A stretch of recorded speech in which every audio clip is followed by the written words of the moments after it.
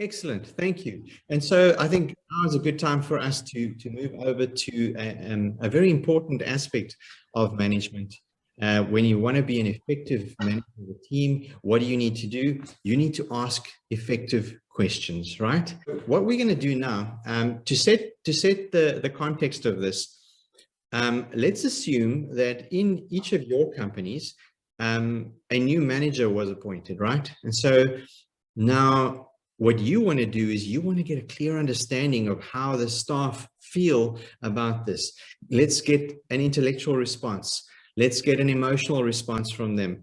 And so the goal is to help us to understand how, by using questions, we can get a clear understanding of what's happening on the ground, and that will empower us to make decisions going forward. But you'll also notice through the questions that we're going to ask how it leads to the future as well. So we want our staff to project something that is going to happen in the future, and we want to see how we can do that by using effective questions. So excellent, let's get started. So the first question here under coaching questions is, how do you feel about the change? So remember now, just as context, we're asking this of our staff, and this change of management is about to happen or has happened, and we want to get feedback from them as to how they feel about that.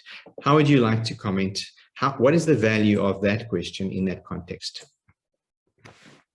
I think for me, yeah, just checking in with how I actually feel about the change. You know, it's not something I automatically reflect on. So spending a bit of time and actually verbalizing what I feel as well as what I think about the changes is very useful for me, Randall. Thank you.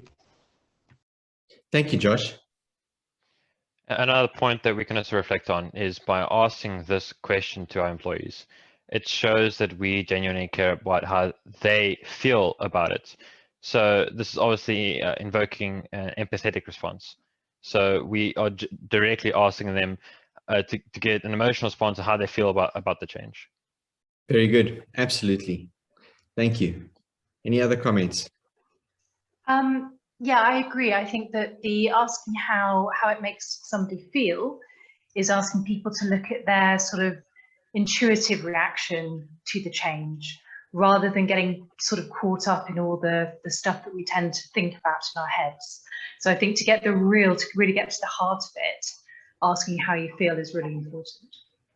Absolutely. And would you say it's inclusive? So you're kind of you're helping them to kind of feel included in this change that's happening, right? And you want to know how they feel about it. It's not an intellectual response we're expecting from them. And so it's a good segue into further questions, because it helps them to see that you're asking something personal. And so when we do get to more intellectual questions, they'll probably be more comfortable sharing those with us, not so?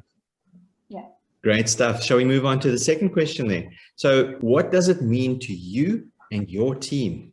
What's the value of asking that question?